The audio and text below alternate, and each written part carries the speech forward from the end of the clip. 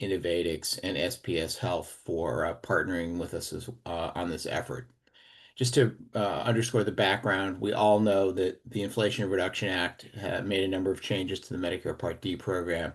Most importantly, for purposes of today's conversation, they created a new model whereby pharmacies will be reimbursed for their ingredient costs for drugs subject to price negotiation in part under the current, the same way you get paid right now, which is from the PBMs on behalf of the plans, and in part from manufacturers making up the difference between what the negotiated prices are that the plans are paying you and your acquisition costs essentially whack. So a number of the manufacturers collaborated to create a platform that is designed to expedite the exchange of information, essentially so you can get paid faster. And that's an entity called Beacon. You may already be aware that a number, I think most, if not all, of the manufacturers of 2026 MFP drugs um, are participating in this platform, and it's an opportunity for pharmacies as well. So that's why we organized this call to make sure that you understood what this opportunity presented and how you could engage and to try to answer some of the questions that you have. I'm very pleased that we're joined by Catherine Richardson, who will, discuss this presentation, and then from there, hopefully at the end of the call, we'll be able to answer some questions. Before I introduce Catherine, I just want to point out, as you probably heard at the start of the call, that we are recording this, and we're recording it so that we can use it for SEPC members and others who weren't able to join us today, so that we can continue to spread the word.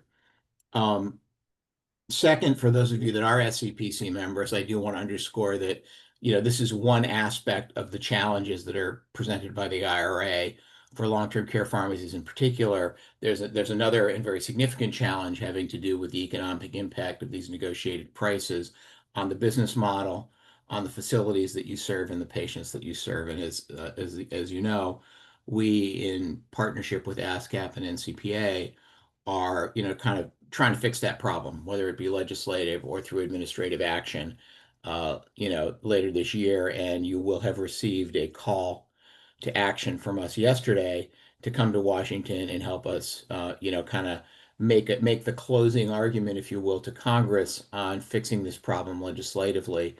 Those dates are November 18th and 19th, so please make every effort to join us for that. It's very important if we're going to solve the other problem that we're not really going to talk about today. So with that, let me introduce Catherine.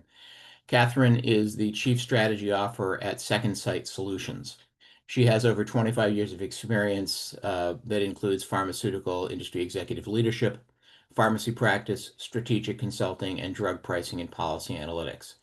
She specifically has technical expertise and is a nationally recognized thought leader on programs like the 340B program and the Medicare Drug Price Negotiation slash MFP program.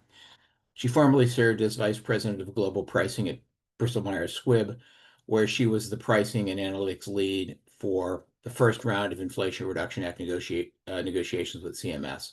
She leverages this broad industry background to guide Second Sight Solutions in creation of innovative drug channel management technology, particularly Beacon. So with that in mind, I'm going to turn it over to Catherine, and thank you very much for joining us today.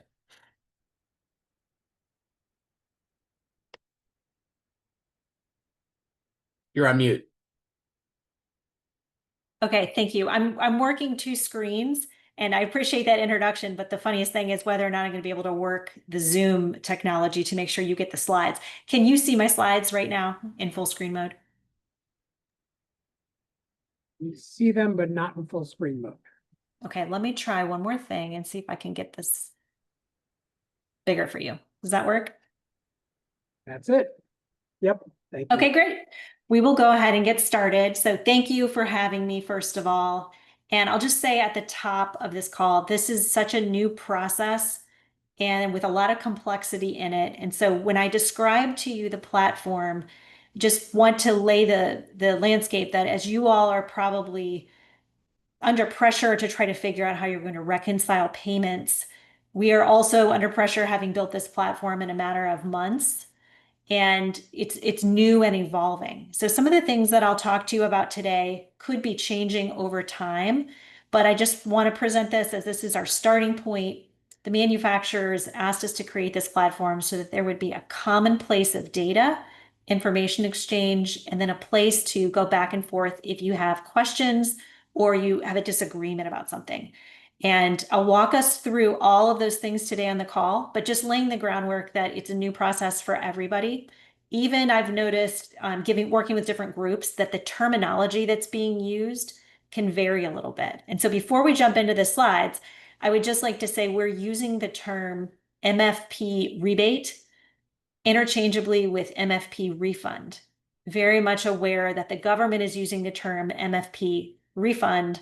The manufacturers, some of them are using that term and some of them are calling it a rebate. So if you hear me say rebate today or refund, I'm meaning the same thing. And there are a lot of different examples of terminology like that that may be new to the pharmacy community where the manufacturers may call something a certain term. So I'd just like to, before we get too far in the slides, to say, please stop me if there's something that I'm saying that you're not as familiar with terminology-wise. We probably will run into that. I do have one slide that's just very high level in case there's somebody on the call that hasn't been tracking the issue closely. I'm just going to put up a couple of dates and just a reminder that MFP stands for maximum fair price. It's a new government price. It's going to apply on January 1st to the 2026 drugs that you see on the screen. And at a very high level, the manufacturers are required to provide access to this rebate or refund amount to the eligible Part D, either beneficiaries or their purchasers. So it would be you as the pharmacies. Now, there are two platforms that you may be familiar with. The first one is the MTF data module platform. Many of you have already registered in this, and this is the government's contractor has created a technology platform to give you access to certain types of information. So I thought it could be helpful right off the bat to give you a compare and contrast chart about why you would use this Beacon MFP platform, which is the one the manufacturers are providing, and what kind of information you can get out of that platform versus what the government has given you. And for full disclosure, I've not been in the government's data module platform. I don't have access to it, but have spoken with them as well as others who have been in the platform. And so that's the information with which I've built this slide. So some of this could change over time, but trying to give you an idea of what to expect from this additional platform. Because you maybe have the threshold question of, do I even need to register on both of these platforms? And in summary, the data module platform, which is from the government, if you want to be able to get paid, I believe you're required to participate in that platform. The Beacon MFP platform is voluntary. So you don't have to register and log in and use this platform. We think it could be helpful for you for purposes of transparency. And let's talk about some examples of why. So rebates or refunds for MFP will have a life cycle. And part of that life cycle, as the rebate is transferred from the pharmacy, eventually it makes its way to the government and then to the manufacturer for payment. There are different steps or nodes, or you can think of them as gates along the way that refund is going to meet. And the manufacturer will be looking at those steps in the same way that our platform will reflect them to you. So the processing status of the rebate, whether or not it's been invalidated for some reason, whether it's been all the way through the system and it's been paid, those types of steps will have common nomenclature in the Beacon MFP platform between what you see and what the manufacturer sees. This could be really helpful if you have a disagreement of some kind and you're trying to figure out where the specific disagreement happened at that step. The data module platform does not have the same types of information. I'm not even familiar with the categories that they're using for processing status. Now, the final status is going to be available of the rebate in both platforms, whether it's been paid in the amount. So you can get that in both. CMS has said that they have an expectation that the pharmacies and the manufacturers would first work together in good faith before any sort of government complaint is filed. So this MFP platform, if there's nothing else you hear today, I think one of the big takeaways, I'm a pharmacist, and if I were using this platform, I would want to be able to engage in good faith with the manufacturer in an efficient manner. And one way that you can do that is through the Beacon MFP platform. There is no provision for this good faith exchange in the government's platform. We'll talk about this in a couple of lines down the chart. There is a complaints process that you can enter into directly with the government. But in their guidance, CMS has stated that if you enter in a complaint, they would expect you to have evidence or documentation of your attempts at good faith inquiry. So we're not exactly sure how CMS is going to handle this, but most likely, if you went straight to the government, they would ask you, what did the manufacturer say? Have you tried to talk to the manufacturer? And if you haven't done that, you're going to have to figure out a way to connect with the manufacturer. And this platform is going to give you that ability to do that, and it'll be automated. And I will show you an example of how that will work a little bit later in the presentation. So good faith inquiries are only available in the MFP platform. The final payment amount you can get from either of these. And if you want to enter an official government complaint, you would do that in the data module platform.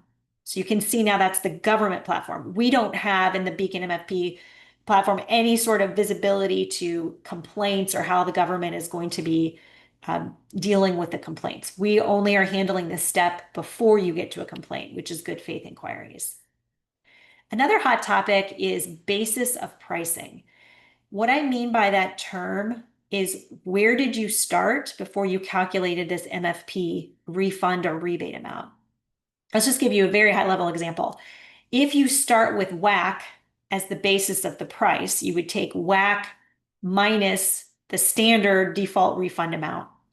And you would, or WAC minus the MFP price, and you would get the standard default refund amount. That's a short way of saying it's a math equation. You're starting with, say, WAC or list price. You're subtracting out the reimbursement that you already received as a pharmacy, and then you're ending up with the amount owed. But there are different starting points for a basis of price. WAC is the one that probably makes sense to everybody on the call and that you may be aware of. You could also have a basis of price category that's a contract price. And I'm not talking about a contract price with a payer. So I know as a pharmacist, you may hear the term contract price, but manufacturers are using the term contract price as a proxy to indicate if they have a contract in place with the pharmacy. So let's just take an example. If the MFP drug has a WAC price of $100, but the manufacturer has an agreement with the pharmacy or the chain pharmacy to offer that not at the WAC price of $100, but they're purchasing it at $90 instead. So there's a contract price directly with the manufacturer, could be through a GPO or other organization. So what this is saying is the starting point that the manufacturer would use for this Medicare MFP rebate amount is not going to be WAC if there is a contract price. Not every manufacturer may choose to use the contract price as the basis price. So I can't stand here and tell you that it's going to be handled the exact same way by every manufacturer. That's a judgment call that they're making.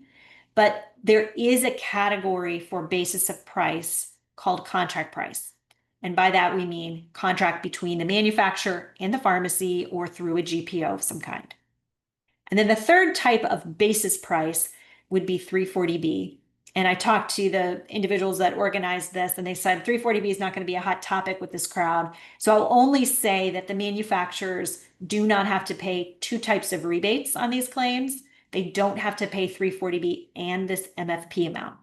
So in some situations, it may not apply to you, but the third type of basis price would be 340B, meaning 340B was already provided, no MFP rebate would be paid.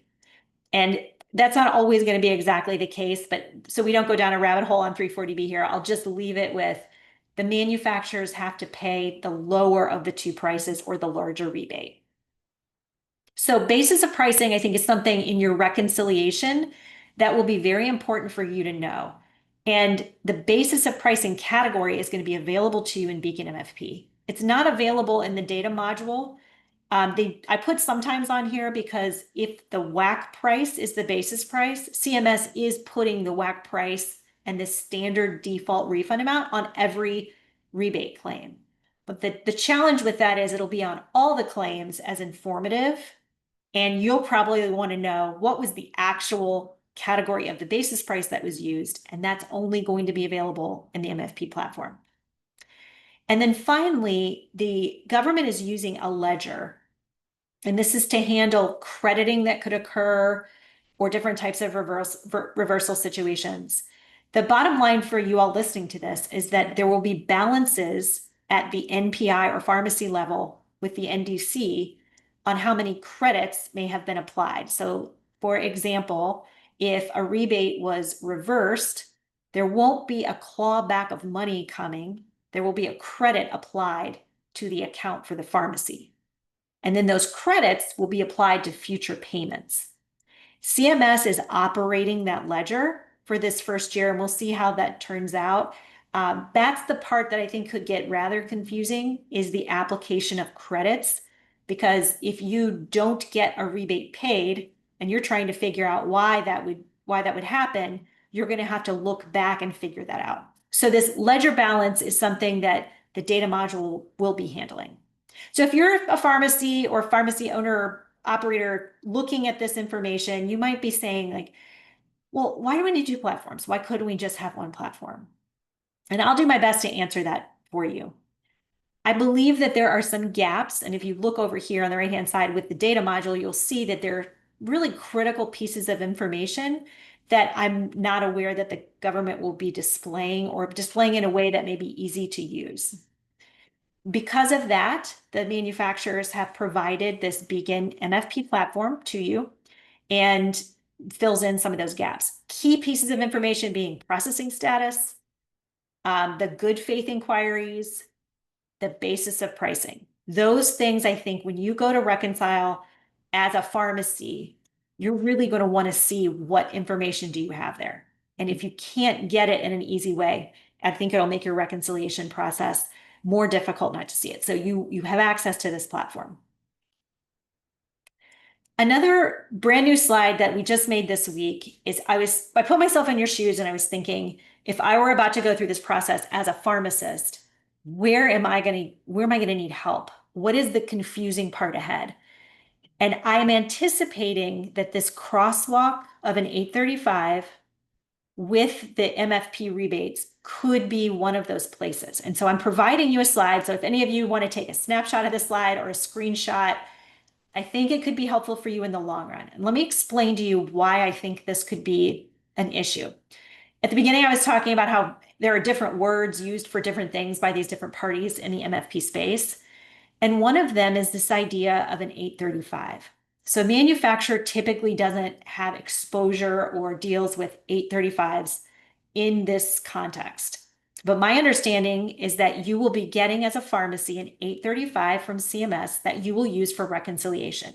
And it's going to have on it some RARC codes. And I just put some of them as an example on this slide here. And you're going to see like an N907, and it has a meaning to you. The manufacturer doesn't see an 835. And the codes that you're going to get, so like an N907, if you said that to a manufacturer, even to one of our customer support center individuals, they know codes that the MTF is using on the information it gives to the manufacturer. So they see code 4, code 3, code 2, code 6, etc. But they actually match. It's just difficult if you're not keyed into this issue, how you could convert an N907 code to something the manufacturer is going to understand. Here's why this is important. If you're trying to reconcile and you get an N909 error code, and you go to try to work with the manufacturer to resolve N909, that's not meaningful to a manufacturer. They think of an N909 as a code 2, that this standard default refund amount is different in the payment. And so I'm giving you a crosswalk, and I'm giving this to our customer support team as well, so that they will be able to go back and forth. And if you have an issue, you will have a common language, or at least you'll know how to talk to the different stakeholders. I pulled this from the 835 companion guide that CMS put out, but it's buried in there. It's like on page, I think, 23.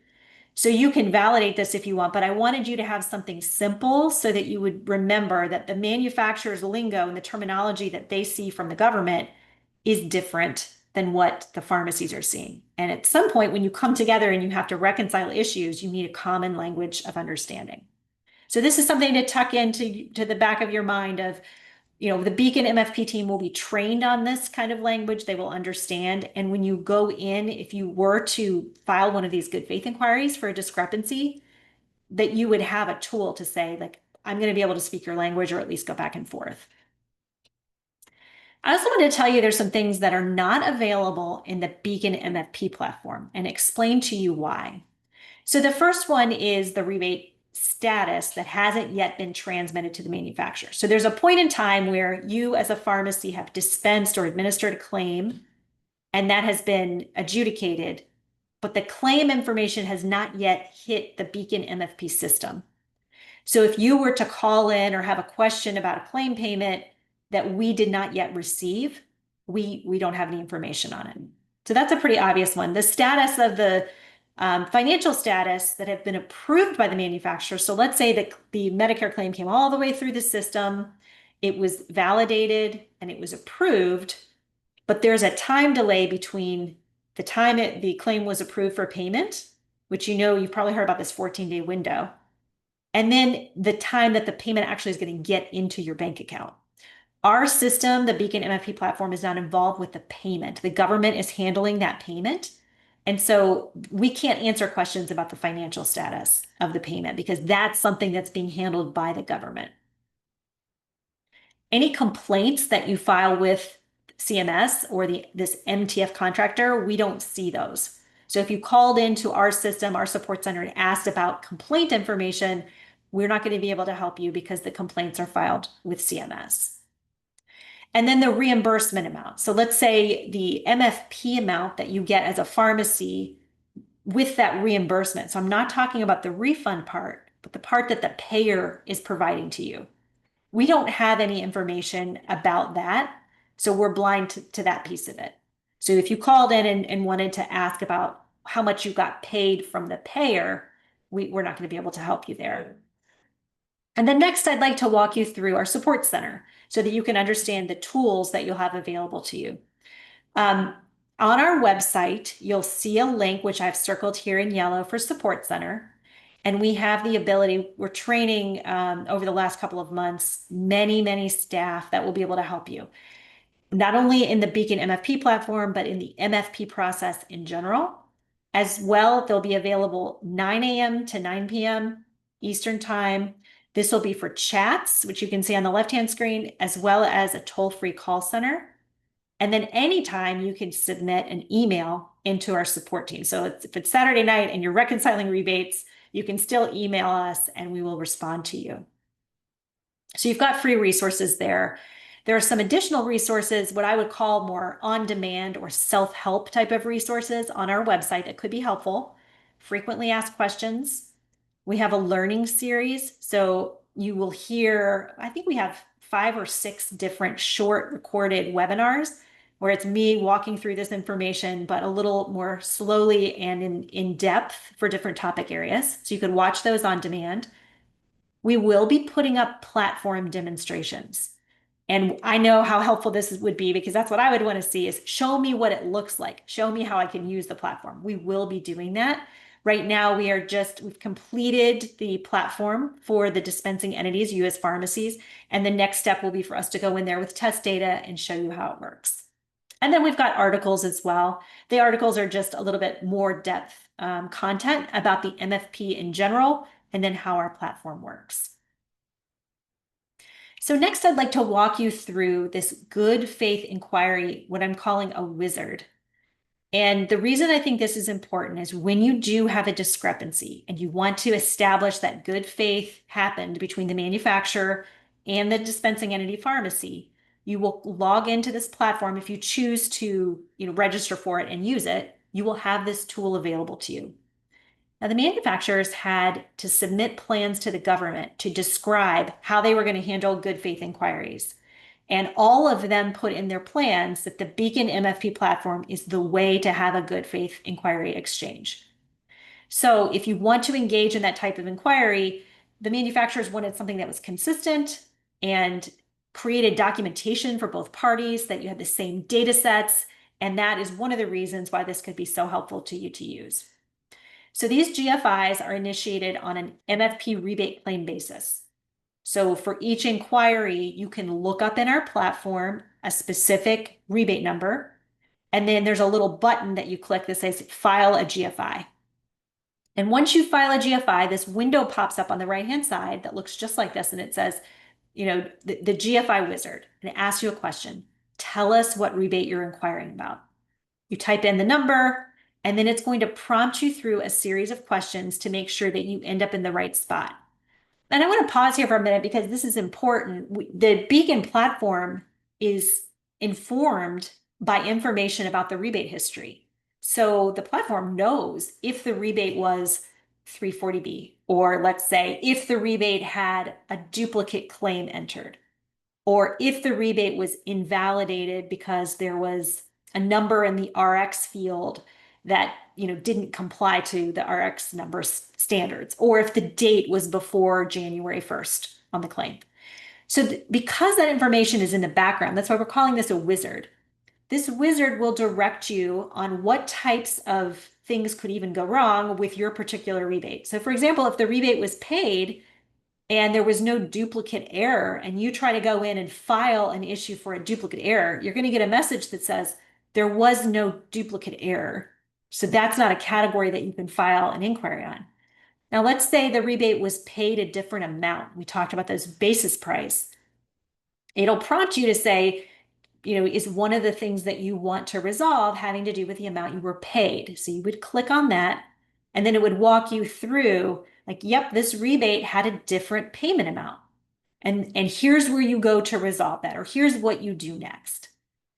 It also is a place that allows you to go back and forth with both our support team and, if necessary, the manufacturer. So the inquiry can be escalated to the manufacturer for a decision. And there could be types of situations where, let's say, I'm just thinking of an example, like I go to Europe and I need a 6 or 12 month supply of medication because I'm going to be gone for a long time. So the quantity on the claim looks what a manufacturer would consider aberrant. 12-month supply all filled at once, and they initially put an invalidation code on that claim. You could come in and say, look, there was a reason for this, and the patient was going out, to Europe, and you could type into a chat window.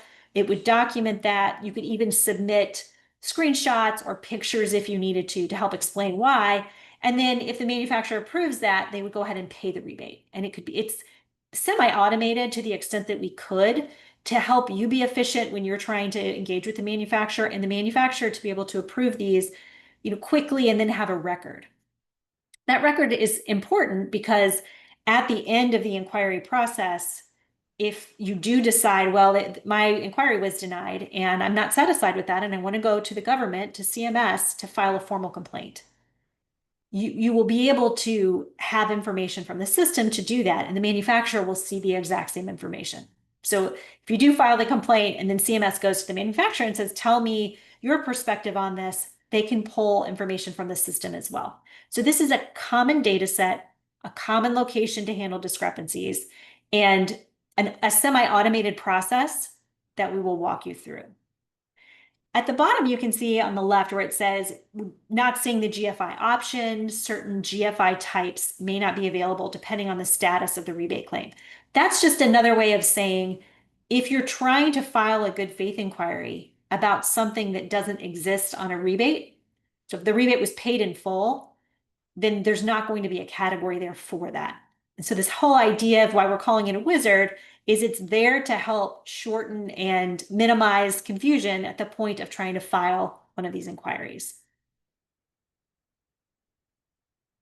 So I'll stop here and see if there are questions before I keep going, because I have a couple of more detailed slides, but I'm not sure if the group would rather go through those slides or if you would like to have a little bit of conversation about this and ask questions, and I'll do my best to answer that.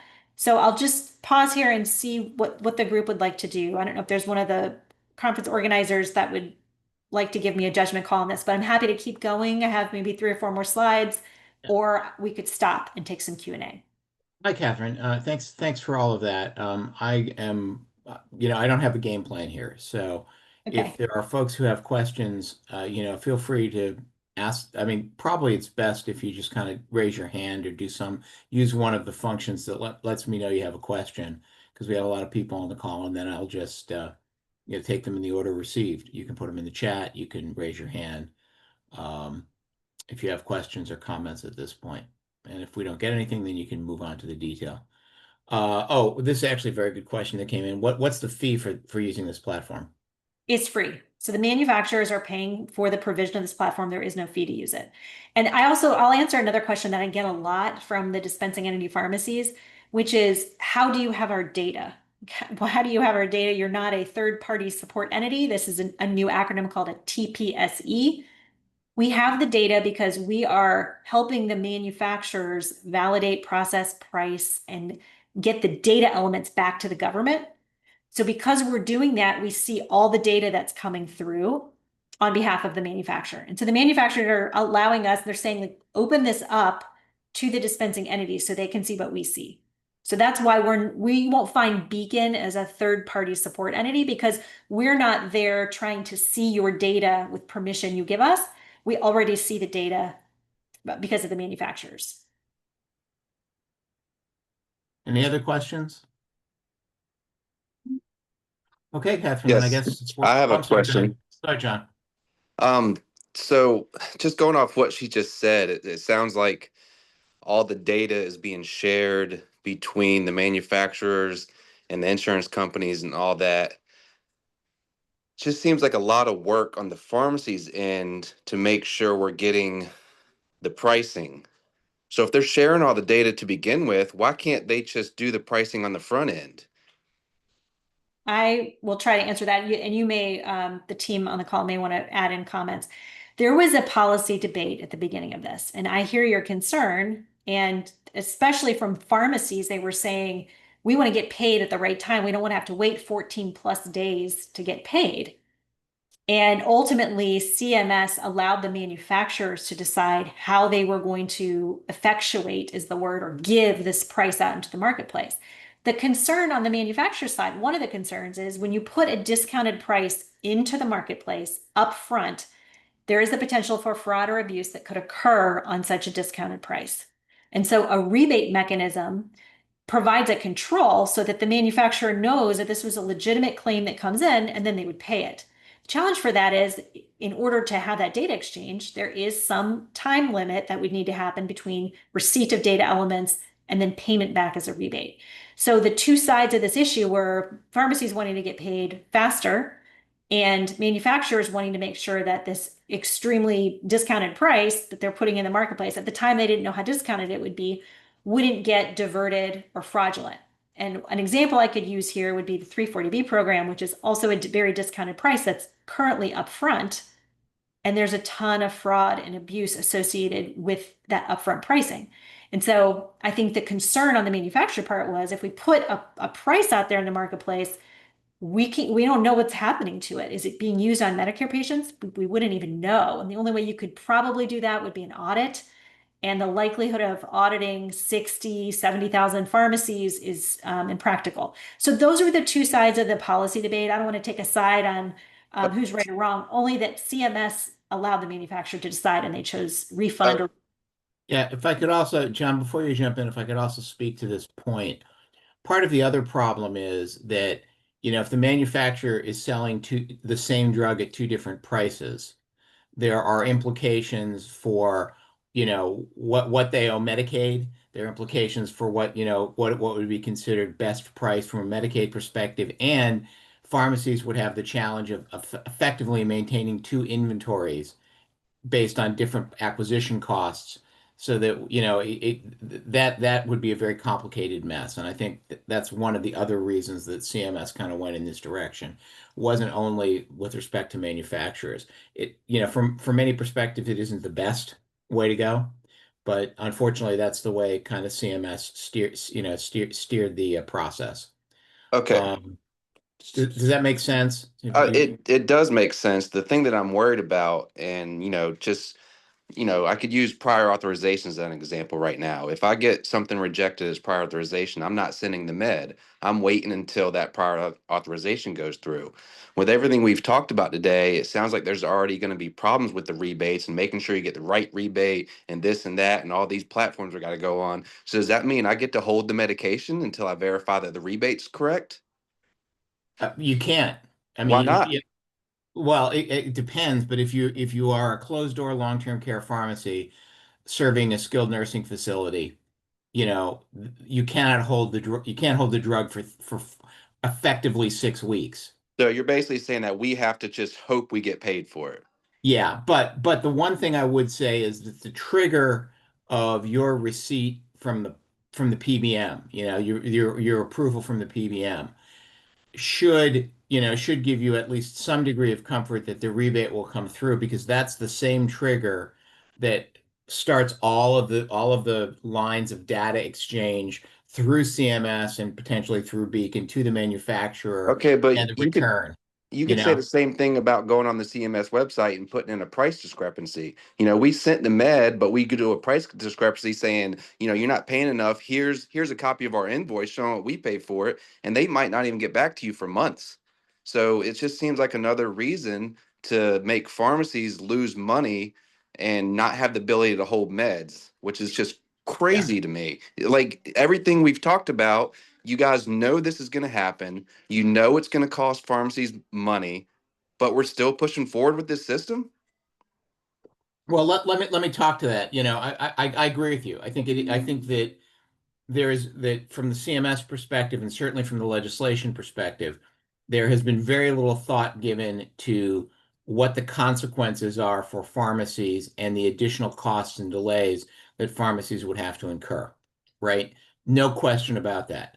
To be clear, Beacon is a platform that the manufacturers have stood up to deal with some of those problems. It can't deal with all of those problems because of the rules that CMS sets. So I think there's plenty of reason to be frustrated with, how this program is being implemented and the consequences for pharmacies, all pharmacies, and then in our case, of course, specifically long-term care pharmacies. I couldn't agree with you more.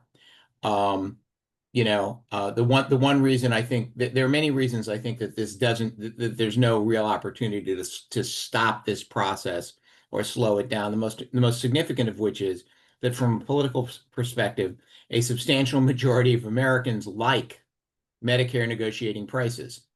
And so, I just don't see anybody stopping the train, unfortunately. That's a different issue, obviously that deals with the politics and the policy making or lack thereof, given the government shutdown here in Washington. So it's unfortunate, very frustrating. Totally get your point. Um, uh, and we've accumulated a number of questions. So let me back up a little bit, Catherine, and review them. I know you talked a little bit about um, third-party support entities. But the question is, what can third-party support entities directly engage with Beacon, or is it Yeah. only dispensing entities? We will allow that to happen. What we do is you, as the dispensing entity, would have to initiate the enrollment because you will have to submit some forms. We need to make sure you are who you say you are. And we're doing that to protect your information so that someone else couldn't come in and get accessibility to your information. So we use a KYB process where you submit just some basic documentation, government forms that where you can say, look, I'm authorized to represent this entity. And then once you're in, you can add NPIs to your viewing. So let's say you were part of a large system that had a bunch of different pharmacy NPIs that's involved in Medicare Part D billing. You could create a view that shows you all of that data in one view, and you can download it and interact with that data. And then if you want to add these third-party support entities, you can invite other users to be a part of your group. But you would have to initiate it. And once you do that, then that TPSE would have the capability to go into Beacon. Yeah, so basically the pharmacy would have to, submits the application, you clear them, and then they designate who their third-party entities might be, and then the third parties can enter the system. Yes, Right. we I mirrored got the it. process Okay, that CMS is using, a similar process to that. great. Um, Next question. When will pharmacies learn of or be made aware of the basis for their pricing? I believe, and I'm not exactly sure the government's system. I'm not as familiar with that because I don't have access to it. But I know you will get the pricing on the 835. And to be precise, I'm talking about the refund amount pricing. You're obviously going to get the MFP as soon as it's adjudicated and billed. That'd probably be within a certain number of days from when you submit the claim in. But this part about the refund amount, that pricing will come on the 835. And, let me explore this a little bit. I'm not totally familiar with, how that process works, but earlier on, you alluded to the fact that the rebate would be based on some pricing, 340B or whatever. Presumably for long-term care pharmacies that, generally don't participate in sorry, got to in part, generally aren't involved in 340B. Presumably the basis for the price and therefore the basis for the rebate would be, at least CMS is encouraging it to be whack, Yeah. right? But manufacturers theoretically could, you know, ask for actual acquisition costs. I don't think anybody's doing that. It's too cumbersome a process. So I really think for us, largely the basis is going to be whack. Is that your understanding as well?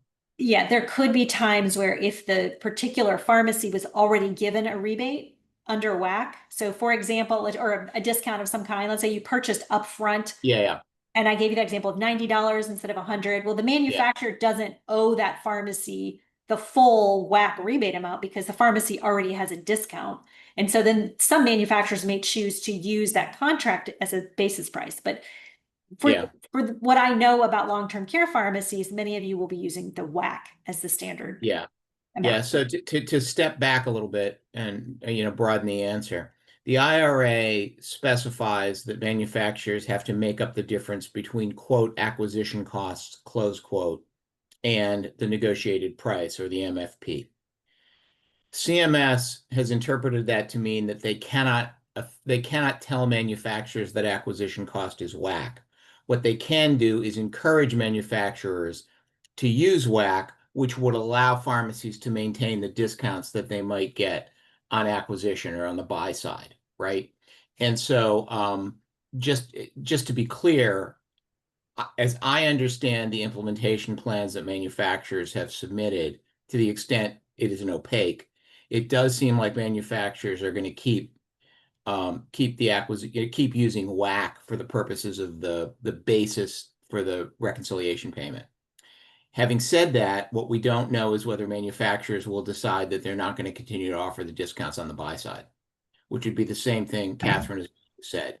It's basically the equivalent of truing up to acquisition costs is, not whack. So that remains an uncertainty, I think, going into next year. We are assuming that the predicate or the basis was going to be whack. CMS is encouraging manufacturers to do that, but manufacturers have the option under the IRA to instead, effectively take away the discounts one way or the other. So Hey, Alan. that's Alan. If you hold on, I've got some other questions. Is this specific to this topic? Absolutely. Okay, go ahead. So Catherine seems to be intimating that she either has had conversations with or some type of information that leads her to believe that they, the manufacturer, may reduce the payment by the discount that's provided as an off invoice discount at the point of sale from the wholesaler to the pharmacy. My question to Catherine specifically is where are you? What makes you think that that's the case? Because manufacturers have publicly posted, and I'd be glad to share this link after the call, their intent to effectuate at prices perhaps different than a basis price of WAC if they've already given a concession. And so Right. some manufacturers have exposed that information publicly to say, look, if we already gave a pharmacy a discount, we don't owe them more than the discount. We only owe them this MFP rebate amount. And so I think from the manufacturer's perspective, that's one of the ways that they would approach that. Yeah, please send that link, Catherine, because I'll be glad to. obviously that's of great interest to the group and to me. So thank you for that. Let me kind of continue to go through the questions that we have. Next question is, obviously the manufacturers have to mitigate cash flow concerns for certain groups of at-risk pharmacies. Frankly, the CMS guidance, as you know, includes all long-term care pharmacies in that risk category.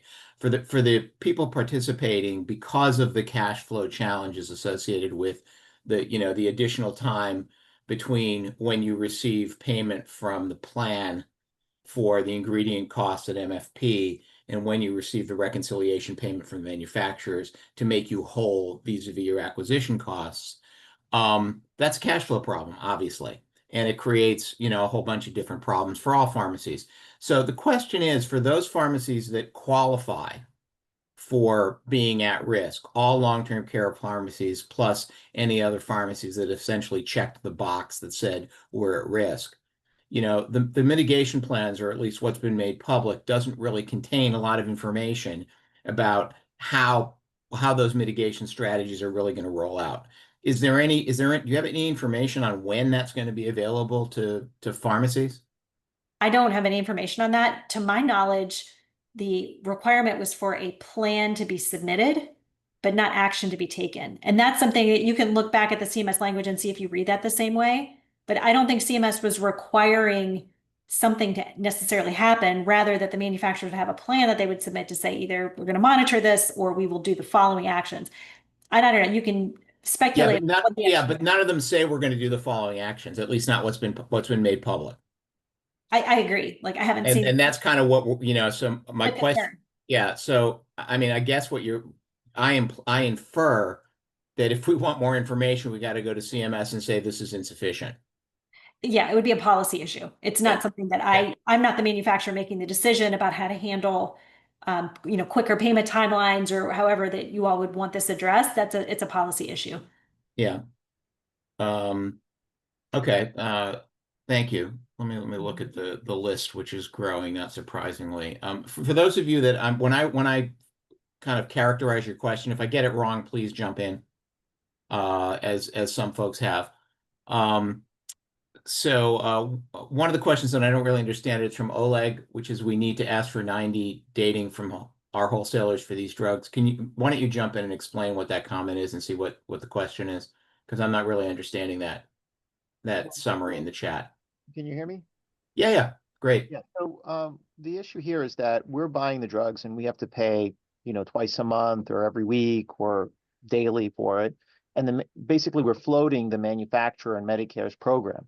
So I think if the manufacturer, we should push this off onto the wholesaler and the manufacturer by asking them to give us payment terms that are longer than what the rebate process is. So if we didn't have to pay for these drugs for 90 days, our cash flow problem would go away. And I think we need to push back on it, ask for longer terms from the wholesaler and the manufacturer. This is David Yeah. Farper. Let me interrupt the conversation if I Yeah. could. We Please. shouldn't get into on group calls like this, what individual pharmacies or pharmacy groups are doing vis-a-vis wholesalers or manufacturers, et cetera. That has to be taken up on a company by company level and not on a group call like this. Thanks, David. David, by the way, is SCPC's counsel, and we have him on these calls for precisely. I'm not this telling reason. people what to do. I think this is an idea that all these companies need to just think about. Yeah, thank you for the comment. Let's move on to a different subject. So Yeah.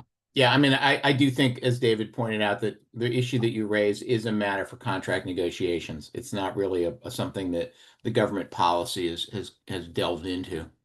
And again, to me, it reflects this notion that there has not been a lot of thought put into how all of this rolls through the actual business model for pharmacies. Next question is whether or not is there any good resource to explain how the MTF will manage credits and reversals? Catherine, I don't know if you have any insights on that. As of right now, I do not know of a good resource. I will say that we are working on a lot of education to explain our understanding of how this will operate, but from the government itself, I haven't seen anything out on that. Okay, one related question is how do you tie the prescription number to the ICN, and where can a pharmacy or dispensing entity get access to the ICN? So our understanding is that the ICN is going to be put on the claim at the point where it reaches the MTF. So you would have adjudicated the claim.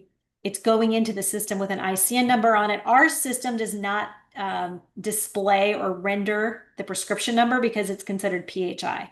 And so we have an environment that's PHI free. So we are using the ICN number. I checked and pulled the 835 that you all receive, and I believe it's very hard to understand what these fields mean, but I saw an ICN field on the 835 and I believe a prescription number field. So I think the 835 that you all are going to get should have both of those pieces of information on it. But I've never seen an actual 835 yet, and I'm just using the government document, so it's worth verifying that. But I was curious myself about that, and I think I found them both on the 835. So that's where I think that Okay. it's happening. Yeah. So at least in theory, the pharmacy will be able to crosswalk using Yes, that document and exactly. kind of make the connection. Okay. Um, Question is, given the comment that you just made earlier about manufacturers, wanting to reconcile in a way that takes any discounts into account, how's the manufacturer going to know what the pharmacy's negotiated cost of goods is? So the pharmacy will only know the manufacturer will only know what the manufacturer has extended. So this cost of goods discount or the actual acquisition cost is not something that the manufacturer is going to have. So this idea of a basis price would only be driven by what the manufacturer can see. And the only thing that the manufacturer can see is what you can purchase at from the manufacturer, any concessions the manufacturer has given. So if there's other concessions going on in the supply chain, the manufacturer won't be able to see that and they won't Right. be in their basis. But yeah, I mean, let me back up a little bit. Generally speaking, Catherine, there's some sort of manufacturer discount, which may work its way through a GPO or whatever, and however the pharmacy is buying, right? And then Right. separate and apart from that, there may be some additional discount through the wholesaler arrangement, which is subject to the contract negotiations between the pharmacy or its negotiating entity and the wholesalers. What does the manufacturer know there?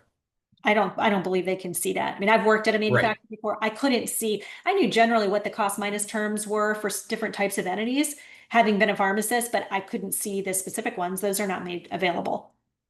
Okay, so if I'm interpreting what you're saying correctly, even though manufacturers are essentially defending their right under the law to true up to actual acquisition costs, not to whack, they don't have any information that would say that they should use anything other than whack as their basis. Well, Right. it would either be whack as the basis price or the manufacturer's knowledge of its discount that it's already given, which it would have evidence of either a contract in place or an invoice that would show that it's selling at that price. But all this about about the wholesaler and their discounts is not available to the manufacturer. So it would only, when we're talking about contract price, we're talking about a contract price the manufacturer has visibility to.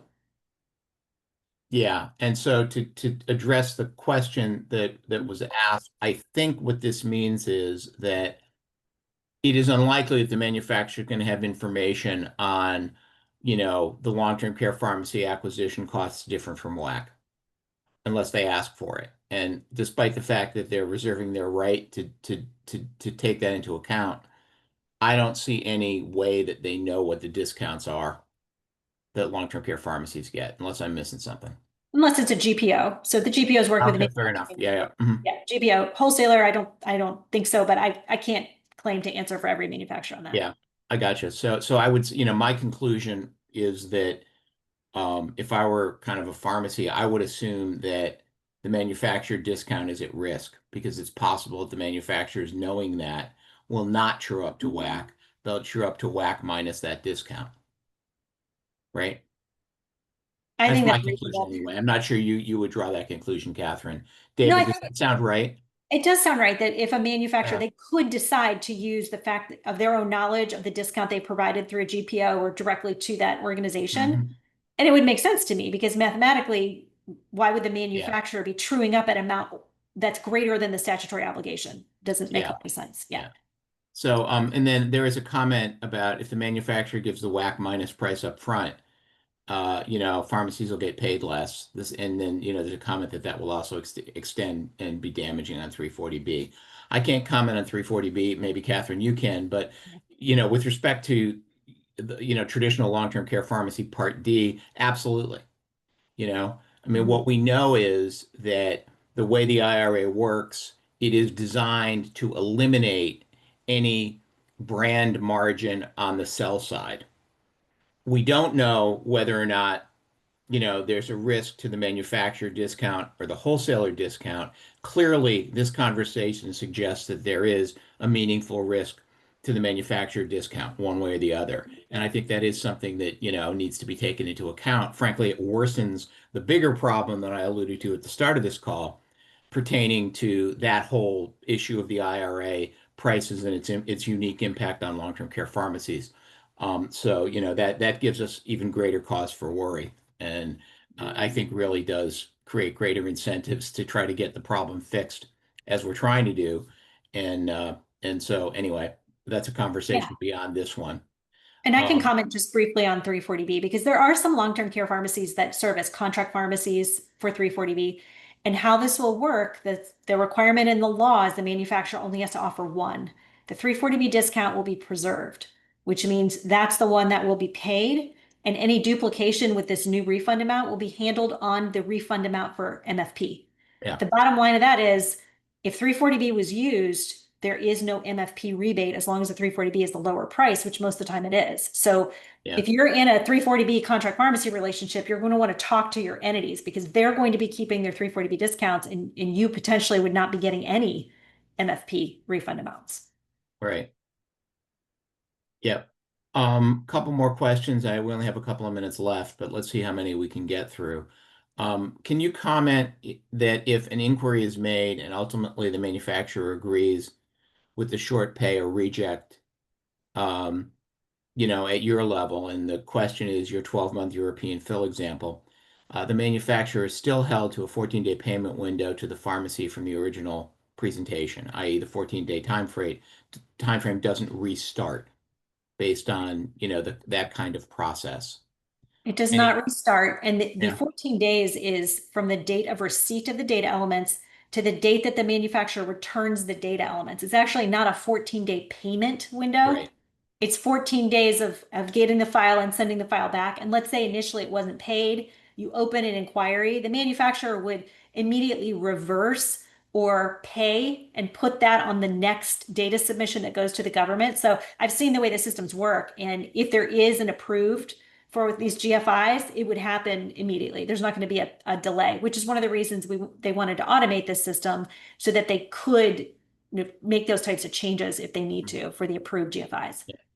yeah. Question: does the PDP or the PBM have access to dispensing entities in the beacon data?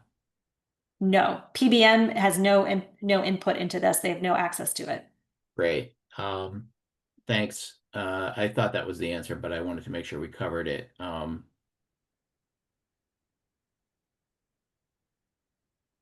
Follow-up question on the manufacturer's implementation plans, and in particular, the mitigation plans. There's a question around the fact that none of those mitigation plans, or at least the portions that have been made public, provide any indication of support on this, the slowdown of cash flow.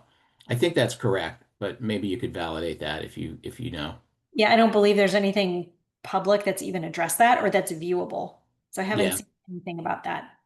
Yeah, just to add my own 2 cents, I think it is one of those frustrations that there are all these things that, according to the guidance, the implementation plans and mitigation strategies should have, but they're not there. I completely agree.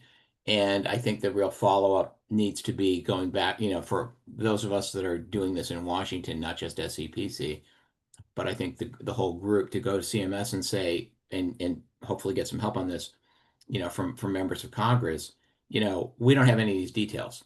And we need these details because we're going to, these problems are real.